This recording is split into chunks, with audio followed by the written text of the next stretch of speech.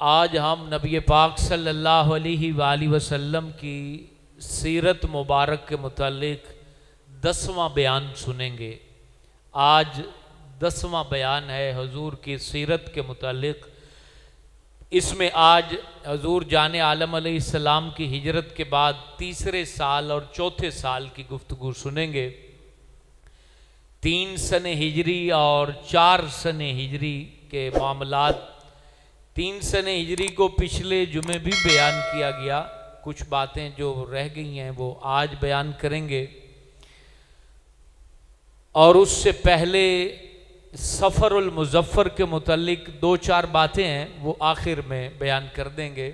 میرے دوستو، 3 سن ہجری میں غزوہ احد اور غزوہ غطفان، یہ 2 بڑی لڑائیاں ہوئی ہیں۔ غزوہ احد کو ایک الگ جمعے پر بیان کریں گے ہم، اس کو پوری تفصیل کے ساتھ۔ صرف غزوہ احد سے 3 یا 4 باتیں جو ہمارے ایمان کو روشن کرنے کے لیے کافی ہوں گی وہ بیان کرتے ہیں۔ اور غزوہ احد سے پہلے غزوہ غطفان ہوا تھا، یہ نجد کی سائیڈ پر۔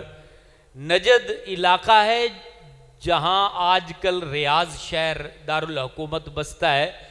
اس کو نبی پاک کے زمانے میں نجد کہا جاتا تھا۔ نجد کہتے ہیں ٹیلے کو، نوک کو عربی میں نجد کہتے ہیں۔ ریاض شہر آپ میں سے پتہ نہیں کسی نے دیکھا ہے کہ نہیں، مجھے بھی پہلے نجد کے معنی ٹھیک سمجھ نہیں آتے تھے، لیکن جب پہلی دفعہ میں ریاض شہر میں گیا، کافی عرصہ میں رہا ہوں وہاں، تو وہ جو کونے کاٹ کاٹ کے شہر آباد کیا ہوا ہے، تو پھر مجھے پتا چلا بھی اس کو نجد کیوں کہتے ہیں، یعنی نوکیلے پہاڑ ہیں تو وہ کاٹ کاٹ کے وہاں شہر آباد ہے۔ تقریباً یہ ریاض شہر 100 مربع کلومیٹر مشتمل ہے، بہت بڑا شہر ہے۔ تو نجد کی طرف ایک شخص تھا، اس کا نام تھا داسور بن حارث حربی۔ یہ داسور نامی شخص نے وہاں لوگوں کو اکٹھا کرنا شروع کیا کہ ہم مدینے کے اوپر حملہ کرتے ہیں اور قبضہ کرتے ہیں مدینے پر۔ تو نبی کریم کو پتا چلا کہ یہ وہاں پروپیگنڈا ہو رہا ہے، تو حضور پاک نے 3 سن ہجری ربیع الاول میں جو ہے 400 صحابہ کے ہمراہ خود بھی اس کے اندر حضور جان عالم نے شرکت فرمائی۔ یہاں یہ بات یاد رکھیں، جس لڑائی کے قافلے میں حضور خود گئے اس کو کہتے ہیں غزوہ، اور جو نبی پاک نے بھیجا اس کو کہتے ہیں سریہ۔ سریہ، اس کو سریہ کہتے ہیں، اور جس میں حضور خود گئے ہیں اس کو کیا کہتے ہیں؟ غزوہ۔ یہ مسلمان کو اس کی معلومات ہونی چاہیے۔ تو یہ غطفان کی طرف جب حضور گئے تو پتہ چل گیا داسور کو کہ نبی پاک 400 صحابہ کے ہمراہ آ رہے ہیں، تو وہ بھاگ گیا۔ وہ بھاگ کے قلعوں میں چھپ گیا۔ ایک بندے کو صحابہ نے، اس کی فوج کے ایک بندے کو پکڑ لیا۔ وہ جب نبی کریم کے سامنے آیا تو اس نے اونچی آواز سے کلمہ پڑھا اور کہا کہ حضور میں تو آپ کو مانتا ہوں، مجھے معاف کر دیں۔ تو حضور نے اسے معاف کر دیا۔ اچھا، وہاں لڑائی نہیں ہوئی کیونکہ وہ ڈر گئے تھے، ان کے اوپر رعب طاری ہو گیا تھا حضور نبی پاک علیہ السلام کا۔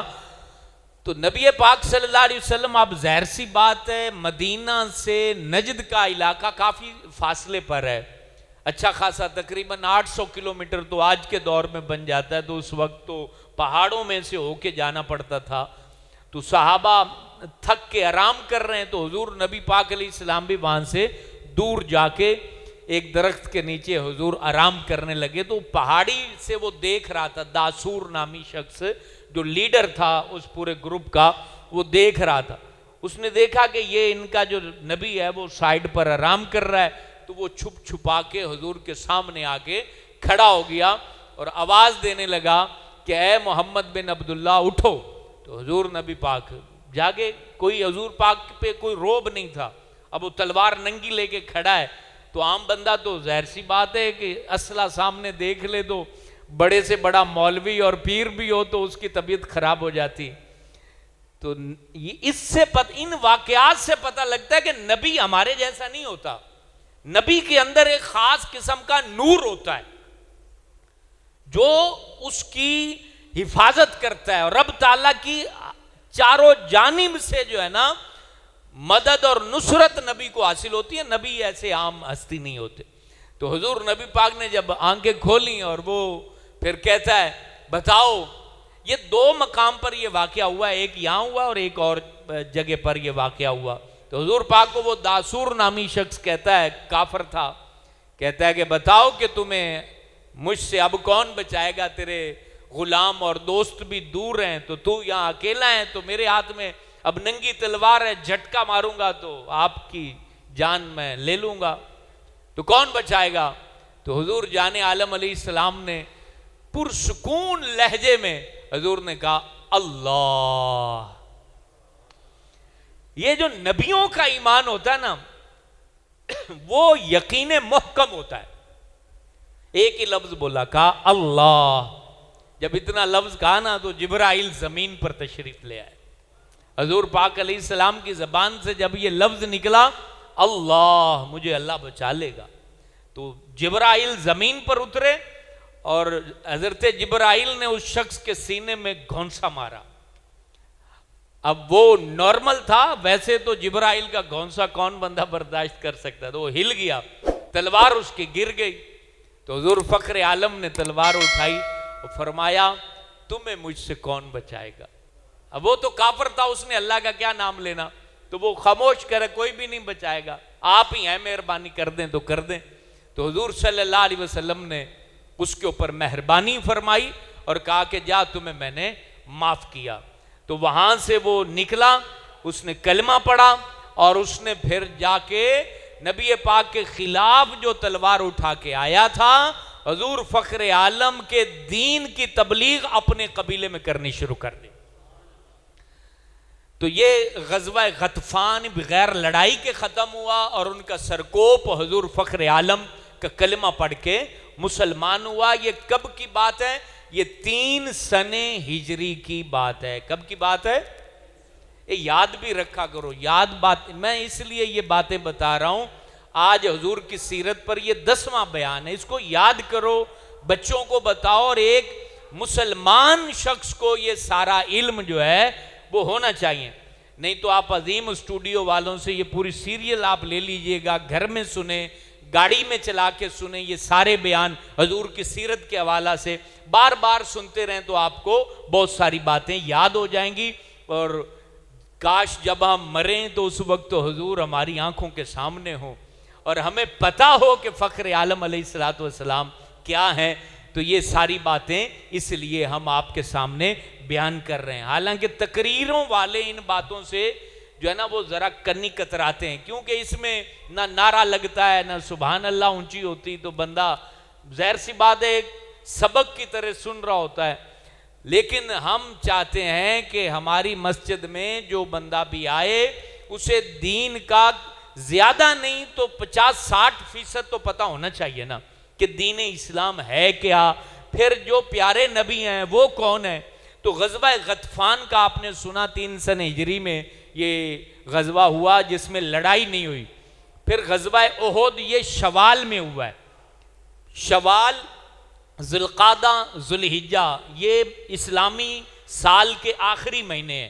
تو شوال میں جو ہے وہ غزوہ احد ہوا ہے. تو غزوہ احد ایک ڈیٹیل لیکچر ہے جس کو انشاءاللہ کبھی ہم بیان کریں گے, لیکن یہاں صرف 4 یا 3 باتیں وقت کی مناسبت سے آپ کے سامنے پیش کروں گا. ایک, سب سے پہلی بات حضرت ابو دجانہ کی.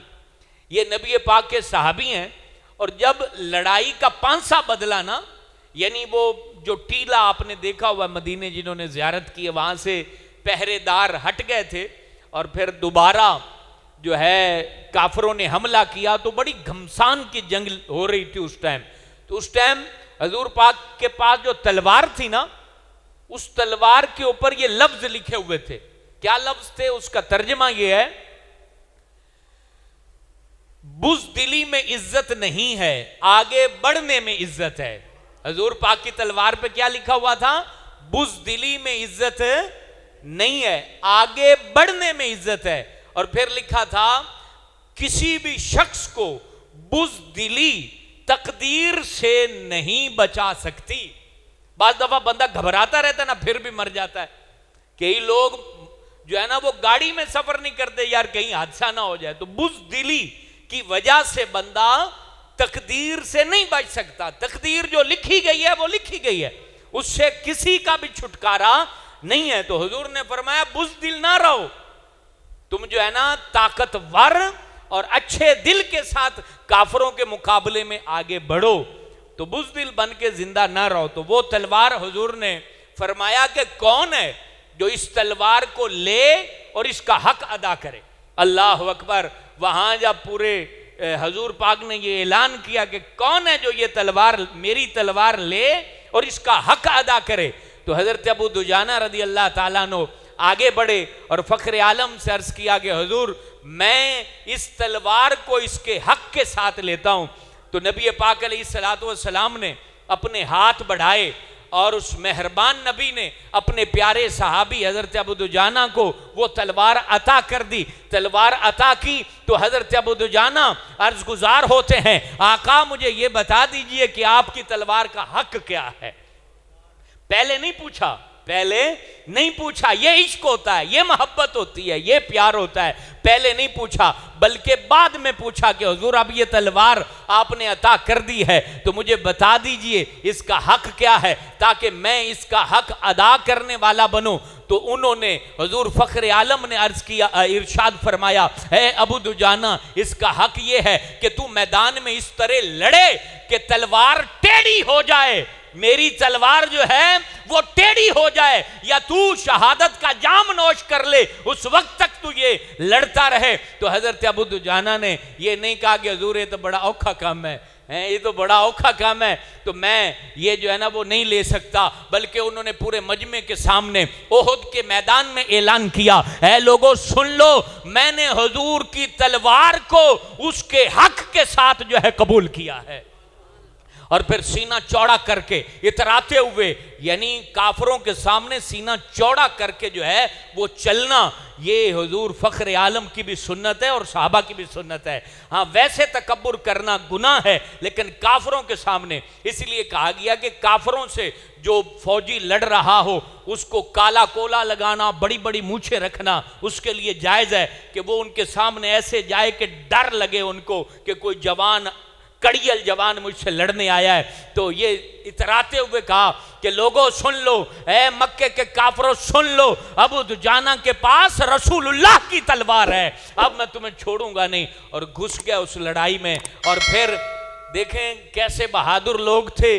آگے حضرت امیر حمزہ کو جس خاتون نے شہید کیا تھا نا، بعد میں مسلمان ہو گئی تھی، ہندہ نام تھا، کہتے ہیں کہ اس کو میں نے اکیلے دیکھا اور جب تلوار چلانے لگا تو مجھے حیا آ گئی کہ حضور کی تلوار ایک عورت کی گردن پہ چلے، نہیں ایسا نہیں ہو سکتا۔ یہ حیا دار تھے، یہ غیرت والے تھے، یہ غیرت والے تھے، عورت کے اوپر ہاتھ نہیں اٹھایا، کہا کہ نہیں حضور کی تلوار اور ایک عورت کی گردن کاٹے نہیں، یہ اگر گردن کاٹے گی تو کافروں کی گردن کاٹے گی اور مردوں کی گردن کاٹے گی اور عرب کے پہلوانوں کی گردن کاٹے گی، اور پتہ چلے کہ ابو دجانہ کو حضور نے تلوار عطا فرمائی ہے۔ اور پھر احد کے میدان کا ایک اور خوبصورت واقعہ وہ آپ سنتے جائیے، وہ ہے حضرت عمر بن جموح کا۔ یہ ایک پاؤں سے لنگڑے تھے، معذور تھے، ایک پاؤں سے لنگڑا کے چلتے تھے۔ ان کے 4 بیٹے یہ 3 ہجری کی لڑائی غزوہ احد میں شریک ہوئے ہیں۔ 4 نوجوان پتروں کو جنگ میں بھیج کے پھر بھی عشق کی آگ نہیں بجھی، بلکہ آپ مدینے سے احد کی طرف چل پڑے۔ اور راستے میں لوگوں نے کہا کہ آپ تو پیر سے لنگڑے ہیں تو آپ کیسے لڑائی کریں گے، آپ کیسے لڑائی کریں گے؟ اللہ اللہ، یہ ان لوگوں کے لیے بات ہے کہ جو جناب نماز کے لیے بہانے بناتے ہیں کہ مجھ سے کھڑا نہیں ہوا جاتا، کوئی کہتا ہے مجھ سے بیٹھا نہیں جاتا، کوئی کہتا ہے میری دکان تے بندہ کوئی نہیں، کوئی کہتا ہے میرے کپڑے ناپاک رہتے ہیں۔ یہ آج کا مسلمان ہے جس کے پاس 4 فرض پڑھنے کا ٹائم ہی نہیں ہے، اور ایک وہ ہے کہ جنگ کے واسطے پیر سے لنگڑے ہیں، معذور ہیں، اور اس کے باوجود 4 بیٹے جنگ میں بھیج کے بھی ان کو سکون نہیں آیا، بلکہ وہاں سے چل پڑے۔ اور راستے میں لوگوں نے منع کیا کہ جنگ آپ معذور کو جنگ ویسے ہی معاف ہے، قرآن کا حکم ہے، بیمار کو جنگ معاف ہے، معذور کو معاف ہے، جو بوڑھا ہو تلوار نہ اٹھا سکتا اس کو معاف ہے، عورت کو معاف ہے، بچے کو معاف ہے۔ یہ جنگ نہ لڑیں تو ان کے اوپر کوئی گناہ نہیں ہے، لیکن اس کے باوجود جب یہ میدان احد میں پہنچے نا، سارے لوگوں نے کہا کہ آپ لڑائی نہ لڑیں گے، آپ کو معافی ہے اور آپ واپس گھر چلے جائیں۔ نبی پاک سے ملاقات ہوئی، احد کے میدان میں حضور سے ملے۔ جب حضور سے ملے نا تو حضرت عمر بن جموح کہتے ہیں آقا ایک چھوٹی سی بات عرض کرنی ہے۔ ارشاد فرمایا کہ کرو، کیا کہنا چاہتے ہو؟ تو فخر عالم سے عرض گزار ہوئے کہ حضور کیا یہ اچھا نہیں ہوگا کہ جنت الفردوس میں بھی لنگڑاتے لنگڑاتے چلا جاؤں؟ اللہ اکبر، کہ جنت الفردوس میں بھی لنگڑاتے لنگڑاتے داخل ہو جاؤں تو یہ کتنا اچھا ہوگا۔ حضور مسکرا دیے اور نبی پاک نے فرمایا ٹھیک ہے تو بھی شرکت کر لے۔ پھر ان کا جوان بیٹا ان کو سہارا دیتا تھا، یہ لڑتے تھے، بچہ بھی شہید ہوا، خود بھی شہید ہوئے، لیکن انہوں نے میدان جنگ میں جا کے یہ دعا مانگی تھی۔ کیا دعا کی تھی؟ یا اللہ مجھے اپنے نام پر یہاں قربان کر دے اور واپس اپنے گھر میں جانے کی مجھے توفیق نہ دینا۔ یہ عشق رسول تھا، یہ محبت رسول تھی۔ آج کا مسلمان مسجدوں میں جانے سے کوتاہی کرتا ہے، قرآن مجید پڑھنے سے کوتاہی کرتا ہے، درود پاک پڑھنے سے کوتاہی کرتا ہے، حالانکہ نہ اس کے بازو پہ تلوار چل رہی ہے، نہ اس کے پیروں میں کانٹے بچھائے جاتے ہیں، نہ اس کو کوئی تکلیف دی جاتی ہے، نہ اس کو کوئی اذیت دی جاتی ہے۔ عمر بن جموح کی بات سننے والے مسلمانوں، اپنی زندگی میں نماز کو راسخ کرو، قرآن کی تعلیم کو راسخ کرو، قرآن کی تلاوت کے جو ہے نا وہ عاشق و محب بن جاؤ، اپنی زندگی کے اندر نبی پاک کی محبت کو رگو پے میں پیوست کر دو۔ یہ زندگی بہت مختصر ہے۔ ان صحابہ نے حضور کی زبان سے قرآن سن کے یہ جان لیا تھا کہ یہ زندگی تھوڑی ہے، اس زندگی میں سب نے جانا ہے، اہل و عیال نے بھی جانا ہے، اس زندگی کو مٹنا ہے، اس زندگی کو ختم ہونا ہے۔ اس زندگی کے اندر جو رنگینیاں دیکھ رہے ہو، اندھیروں کا سامنا بھی کرنا ہوگا۔ اس زندگی میں جتنی عیاشی کر رہے ہو اس کا جواب دینا پڑے گا، اس زندگی کو ترک کرنا پڑے گا۔ جو زندگی کے دروازے میں داخل ہوا اسے موت کے دروازے سے گزرنا پڑے گا، جس نے زندگی کا جام پیا اسے موت کا بھی کڑوا جام پینا پڑے گا، جس نے زندگی کی رونقوں کو دیکھا اسے قبر کی ہولناکیوں کا سامنا کرنا پڑے گا۔ اپنی زندگی کے اندر جان جا تو اچھا رہ جائے گا، زندگی میں رب رسول کو مان جا تو قبر گل و گلزار بنا دی جائے گی۔ یہ لوگ اسی لیے تو حضور پاک کے سامنے کیا دعا کر رہے ہیں احد کے میدان میں کہ واپس گھر نہ جانے دینا، قربان ہو جاؤں۔ انہیں پتا تھا یہاں قربان ہوں گا تو جنت عطا کر دی جائے گی۔ اچھا، احد کی جب لڑائی ختم ہوئی ان کی بیوی، بچہ بھی ان کا شہید ہو گیا، شوہر بھی شہید ہو گیا، مدینے سے اونٹ لے کر لاش اٹھانے آئی۔ اندازہ لگائیں ان پاک بیویوں کی ہمت، صحابہ کی بیویوں کی ہمت کہ وہ اونٹ لے کر آئیں کہ اپنے شوہر کی لاش اٹھا کے مدینے لاؤں، جنت البقیع میں دفن کروں۔ لاش کو اٹھایا، اوپر اونٹ کے رکھا، اونٹ کو مدینے کی طرف چلائیں تو اونٹ واپس احد کے میدان میں آ جائے۔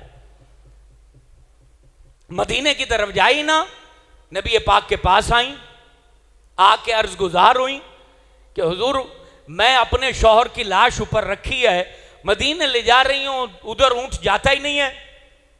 تو نبی پاک فرماتے ہیں کہ اس نے گھر سے نکلتے وقت کچھ کہا تھا، گھر سے نکلتے وقت کچھ کہا تھا، تو وہ عرض کرتی ہیں کہ اس نے یہ دعا کی تھی کہ یا رب مجھے احد کے میدان میں شہید کر دے اور واپس اہل و عیال میں نہ پھیر۔ تو کہا کہ اس دعا کو رب نے قبول کر لیا ہے، اب یہ قیامت تک واپس نہیں جا سکتا، اس کو یہیں احد کے میدان میں دفنا دیا جائے۔ تیسری بات احد کے میدان سے جو میں نے آپ کے سامنے عرض کرنی تھی، وہ ایک ایسے خوش نصیب کی بات، وہ خوش نصیب احد کی جب لڑائی کا پانسا پلٹا، گھمسان کی جنگ ہو رہی تھی، وہ کھجوریں کھا رہا تھا۔ ایک صحابی درویش قسم کا بندہ، نہ لڑائی کی فکر نہ ٹینشن، کھجوریں اس نے پکڑی ہوئی ہیں اور وہ کھجوریں کھا رہا ہے۔ تو وہ نبی پاک کے پاس کھجوریں کھاتے ہوئے حاضر ہوا، عرض کرنے لگا حضور اگر میں یہاں لڑتے مر جاؤں تو جنت مل جائے گی؟ تو سرکار نے کہا کہ ہاں جنت مل جائے گی. باقی کھجوریں پھینکی, لڑائی میں گھس گئے اور لڑتے لڑاتے وہاں پر شہید ہو گئے اور رب تعالیٰ نے انہیں جنت عطا فرما دی.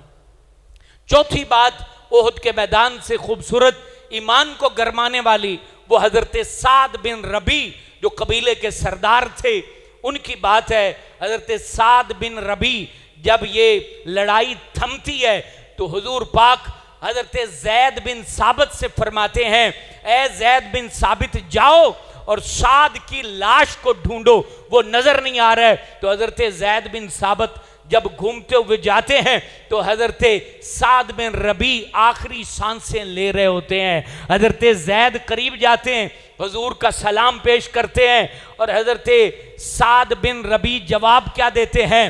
اے مسجد صدیق اکبر میں بیٹھے ہوئے نوجوان دوستو, یہ میری گفتگو غور سے سنیے.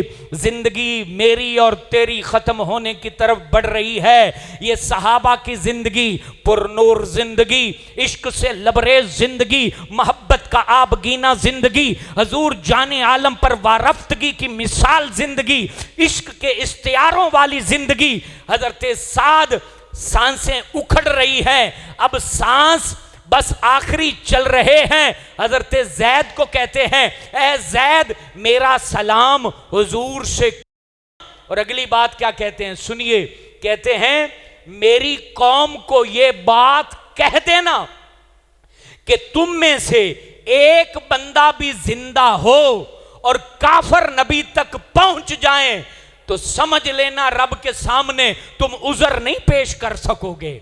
تم میں سے ایک بندہ بھی زندہ ہو اور کافر احد کے میدان میں حضور جان عالم تک پہنچنے میں کامیاب ہو جائیں تو سن لو رب تمہیں معاف نہ کرے گا. اور پھر اس کے بعد ان کی روح کف سے انصری سے پرواز کر گئی. آخری لمحے بھی, دھڑکنے تھمتے وقت بھی انہیں حضور کا خیال تھا, انہیں شہادت کے وقت بھی نبی کا خیال تھا. سانسوں کی مالا ٹوٹنے والی تھی, ان کو نبی کا خیال تھا. روح بدن سے جدا ہونے والی تھی, انہیں نبی کا خیال تھا. وہ صبح کو بھی نبی کے بارے میں سوچتے تھے, شام کو بھی نبی کے بارے میں سوچتے تھے. وہ اپنے زخموں کی فکر نہ رکھتے تھے, وہ اپنے خون کے قطرات کی فکر نہ رکھتے تھے, وہ اپنے اعضاء کو کٹوا دیتے اور وہ خواہش رکھتے تھے کہ ہمارے آقا و مولا مسکراتے رہے. یہ صحابہ کی زندگی ہے جو 1400 سال کے بعد آج ہم یہاں بات کر رہے ہیں. تو دوستو 1400 سال گزر گئے, پتہ نہ چلا. تو میرے تیرے 60 سال گزر جائیں گے, پتہ چلے گا؟ نہیں پتہ چلے گا. جھٹ پٹ میں یہ پانی کا بلبلا اڑ جائے گا اور معلوم بھی نہیں ہوگا کہ حضرت کیا کرتے تھے, کون تھے. اپنی اولاد تک یاد رکھا جائے گا, چلو پوترے یاد رکھ لیں گے, پڑپوترے یاد رکھ لیں گے, ان کے بیٹے یاد رکھ لیں گے. بالآخر مٹ جائیں گے نام, مٹ جائیں گے کردار, مٹ جائیں گی دولتیں, مٹ جائیں گے منصب, مٹ جائے گا وقار, چلی جائے گی عزت. نہ نام باقی رہے گا, نہ نشان باقی رہے گا. کائنات عالم میں صرف رب کا نام رہے گا اور رسول اللہ کا نام رہے گا, اور جس نے ان سے وفا کی قیامت تک ان کا نام باقی رہے گا. اب یہ ہر بندے کو یہ مجھے ابھی جمعے سے پہلے ایک سوال پوچھ رہے تھے کہ رب تعالیٰ کن کہے تو سب کچھ ہو جاتا ہے, تو شیطان کو رب نے سجدہ کیوں نہیں کروایا؟ کن کہہ دیتا تو شیطان بھی سجدہ کر دیتا. تو اس کا جواب آپ بھی سن لیجئے. بات یہ ہے, ایک رب کا امر ہوتا ہے اور ایک رب کی خواہش ہوتی ہے. اس کے متعلق خواہش نہیں تھی کہ یہ سجدہ کرے, امر تھا, حکم تھا. جیسے ہمارے متعلق امر ہے کہ نماز پڑھو, اب کوئی پڑھے یا نہ پڑھے. جب رب اپنی خواہش منسوب کر دیتا ہے تو پھر بندے کے وجود سے اختیار ختم ہو جاتا ہے, پھر تو اس نے کرنا ہی کرنا ہے. رب نے سورج کو کہا ہے کہ اتنے بجے طلوع ہونا ہے اور اتنے بجے غروب ہونا ہے, تو اب وہ سورج ٹائم بدل سکتا ہے؟ نہیں بدل سکتا. وہ اپنے ٹائم پہ سرکل پہ چل رہا ہے اور قیامت تک چلتا رہے گا. اسی طرح ہمیں اللہ تعالیٰ کے جو حکم ہے, کوئی پورا کرے گا تو خوش نصیب ہوگا, پورا نہیں کرے گا تو اپنا وقت ضائع کر رہا ہے اور اپنی زندگی ضائع کر رہا ہے. सहाबा की जिंदगियों से हमें सीखना चाहिए। सीरत नबी के इन अनमोल नूर से हमें यह रोशनी लेनी चाहिए और अपने आप को सीधी राह पर, दुरुस्त राह पर, ठीक रास्ते पर चलाना चाहिए। नहीं तो वक्त हाथ से निकल जाता है ना, तो फिर बंदा पछताता रहता है कि यार क्या हो गया। वो आपने देखा नहीं है, आपका चूंकि शोभा नहीं है, जो मैयत नहलाते हैं उनसे पूछिए कि कितने मुर्दों को देखा होगा कि जिनकी आंखें यूं होती हैं, यूं आंखें खुली होती हैं और छत को देख रहे होते हैं। उसका मतलब क्या होता है? हैरत में डूबी आंख छत से लगी टिकटिकी बांधे सोच रही है कि वक्त खत्म हो गया, न जाने क्या कुछ करना था, कितनी प्लानिंगें थी, मैंने ये भी करना था, वो भी करना था। वक्त एंड ऑफ द टाइम, वक्त खत्म हो गया, लाइफ खत्म हो गई, रूह निकाल ली गई, प्लानिंग धरी की धरी रह गई। और याद रखना, बेस्ट प्लानिंग सिर्फ और सिर्फ रब ताला की है। उसने जो प्लानिंग की है वही ठीक है, बंदों की कोई प्लानिंग नहीं है। इसलिए ऐसी जिंदगी जियो कि जिंदगी भी पुरलुत्फ रहे, अपने आप को बिला वजह अजियत में न डालो, कोशिश करो और कोशिश से आगे बढ़ो, जितना बढ़ सकते हो बढ़ो, लेकिन अपने आप को अजियत में न डालो, तकलीफ में न डालो। अपने आप को खुश रखो, इर्द गिर्द के माहौल को खुश रखो, अपने रिश्तेदारों को खुश रखो, घर वालों को खुश रखो। वरना जो है ना, वो मरने के बाद कब्र में ता दमे क़यामत हमें अकेले जिंदगी गुजारनी है। दुनिया में अच्छी जिंदगी गुजारो। तो 4 सने हिजरी मेरे दोस्तों, ये 3 सने हिजरी की बात और 4 सने हिजरी, उसके अंदर एक बहुत बड़ा वाकया रुनुमा हुआ, उसको आपके सामने डिस्कस करता हूं। वो है हादसा रजी। ये गस्फान और मक्का के दरमियान एक इलाका है रजी। वहां एक बहुत बड़ा वाकया इस्लाम की तारीख में, सहाबा की सीरत में ये रूनुमा हुआ है और ये मुसलमान के इल्म में होना चाहिए। ये इस इलाके के जो लोग थे वो मदीना पाक में हुजूर के पास हाजिर हुए और अर्ज गुजार हुए, हम मुसलमान होते हैं, हमारे कबीले वालों को कुरान पढ़ाने के लिए अपने कुछ सहाबा दीजिए।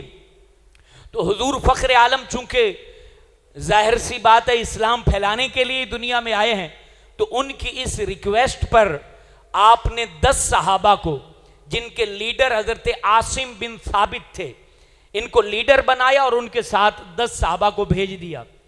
ये मकामे रजी पर जब पहुंचे तो 200 काफर वहां पर बैठे हुए थे छुप कर। जैसे ये 10 वहां पहुंचे, उन्होंने इनको घेर लिया। इन्होंने देखा कि ये तो दगा हो गया, धोखा हो गया, फराड कर दिया है, बदअहदी कर दी गई है। तो ये 10 वहां से बच के टीले पे पहुंच गए। नीचे से इन्होंने तीर चलाए 200 बंदों ने, और उन 10 ने ऊपर से पत्थर फेंके कि ये दफा हो जाएं। लेकिन उन्होंने भी देखा कि ये डरने वाले नहीं हैं, तो नीचे से आवाज दी, हम तुम्हें अमान देते हैं, लिहाजा आप नीचे आ जाएं। तो 6 सहाबा हजरत आसिम बिन साबित के साथ 7 सहाबा नीचे आए और हजरत आसिम ने कहा कि मैं तुम्हारी अमान में नहीं आता, तुम धोखेबाज हो। ये जब अल्फाज कहे तो उनसे मुठभीड़ हुई, लड़ने लगे। अब औजा असला तो साथ लिया नहीं था। बिल आखिर हजरत आसिम शहीद हो गए वहां पर और उनके साथ 6 और साथी, इन टोटल 7 सहाबा यहां पर शहीद हो गए। शहीद होते हुए हजरत आसिम ने ये कहा, इन्होंने कहा कि ए अल्लाह, मैं तुझसे 2 दुआएं करता हूं। एक तो हमारी खबर नबी को पहुंचा दे, और दूसरी दुआ यह है मेरी लाश तक ये काफिर ना पहुंचे। क्योंकि हजरत आसिम ने बदर में बड़े काफिरों को मारा था, काफिरों के सरदार को मारा था, तो उन्होंने इनके सर की कीमत लगाई हुई थी। कहा कि मेरी लाश के करीब जो है कोई काफिर ना आए कि मेरी बेहुरमती ये करेंगे। जब शहीद हो गए तो मक्के से जिनके बाप को मारा था, उन्होंने ऐलान किया कि जो आसिम के सर को लाएगा तो इतना इनाम देंगे। जब लाश के करीब आए तो कई लाख शहद की मक्खियां उस लाश के इर्द गिर्द थी। शहद की मक्खियां लाश को घेरा हुआ था और फिर वो करीब ना आ सके। बाकी जो 3 बचे थे, हजरत खुबैब, حضرت زید اور ایک اور صحابی، یہ 3 بچے تھے. حضرت عبداللہ بن طارق، عبداللہ بن طارق بھی وہیں شہید ہو گئے، اور باقی 2 خبیب، حضرت خبیب اور حضرت زید بن دسنا، یہ 2 کو پکڑ کے مکے لے آئے. دونوں کی بولی ہوگی، دونوں کو کافروں نے انتقام کے بدلے میں ان کو خرید لیا. تو سب سے پہلے حضرت خبیب کو پھانسی لگائی گئی. کہاں پر؟ مقام تنعیم، جہاں مسجد عائشہ میں احرام باندھنے جاتے ہیں. یہ حدود حرم سے علاقہ باہر ہے، اور یہاں لوگ آ کے پھانسی دیتے تھے کیونکہ حدود حرم کا وہ احترام کرتے تھے. حدود حرم کے باہر مقام تنعیم پر کافروں نے جن کے باپ کو مارا تھا، انہوں نے وہاں پھانسی گھاٹ تیار کیا اور ان کے جسم کو وہاں کھڑا کیا. مکے کے لوگوں کو بلایا، اور جب پھانسی دینے لگے تو کہا کہ تمہاری کوئی خواہش ہو؟ تو فرمانے لگے مجھے 2 رکعت نماز پڑھنے دو، 2 رکعت نماز پڑھنے دو. تو 2 رکعت نماز پڑھی جلدی جلدی، اور فرمانے لگے حضرت خبیب، فرمایا کہ میں نے جلدی نماز اس لیے پڑھی ہے کہ تم کافر میرے نبی کے نام کا تانا نہ دو کہ حضور کو جاننے اور ماننے والا موت سے ڈر کے لمبی نمازیں پڑھ رہا ہے، موت سے ڈر کے لمبی نمازیں پڑھ رہا ہے. تو میں نے اس لیے جلدی نماز پڑھی ہے، ورنہ میرا دل کر رہا تھا یہ آخری نماز ہے، مرتے دم تک اس کا سلام ہی نہ پھیروں. تو کہا، اس کے بعد جب ان کی گردن کو جو ہے نا رسہ ڈالا گیا اور پھانسی دی گئی، حضرت خبیب کی روح پرواز کر گئی. لاش کو وہیں انہوں نے لٹکنے دیا. 40 بندے جو ہے اس لاش کی نگرانی کے اوپر کافروں نے بٹھا دیے. اور اس کے بعد حضور فخر عالم پر رب نے وحی نازل کی. نبی پاک علیہ السلام نے کہا، کون ہے کہ جو میرے خبیب کی لاش لے آئے اور مجھ سے جنت لے لے؟ کون ہے جو میرے خبیب کی لاش لے آئے اور میں اس کو جنت عطا کروں؟ تو حضرت زبیر بن عوام، حضرت مقداد بن اسود، یہ 2 کھڑے ہوئے اور کہا کہ حضور ہم یہ سودا کرتے ہیں اور ہم حضرت خبیب کی لاش لینے کے لیے نکلتے ہیں. کیسا دور تھا، کیسا زمانہ تھا، کیسا وقت تھا. نہ چون چراں تھی، نہ ہیلے بہانے تھے، نہ باتیں تھیں، نہ وہاں پر کسی طرح کا کوئی بہانہ تھا کہ حضور میرے پیٹ میں درد ہے، میرے سر میں درد ہے، میری وکھیج پیڑ ہے، میری پسلی درد کر رہی ہے. نہ وہ لوگ فدا تھے تو جان رحمت پہ فدا تھے، وہ قربان تھے تو حضور فخر عالم پہ قربان تھے. ان کا تن من دھن دولت سب کچھ وہ حضور پہ فدا تھا. وہ چاہتے تھے کہ ٹکڑے ٹکڑے بدن کے کر دیے جائیں اور نبی بھی راضی ہو جائے، رسول بھی راضی ہو جائے اور رب بھی راضی ہو جائے. یہ زندگیاں تھیں نا میرے دوستو. اللہ اکبر. آج کا مسلمان ان باتوں کو دل پہ لکھے. یہ باتیں اسلام کے لیے تھیں، کوئی جائیدادیں حاصل کرنے کے لیے نہیں، کوئی وراثتیں لینے کے لیے نہیں، کوئی جناب پلاٹ لینے کے لیے نہیں تھا، یہ وزارت لینے کے لیے نہیں تھا. یہ سب کچھ جو لٹایا جا رہا تھا نام خدا پر لٹایا جا رہا تھا، نام خدا پر قربان کیا جا رہا تھا. اور اس کے بعد حضرت زبیر بن عوام، حضرت مقداد بن اسود، انہوں نے سفر کیا.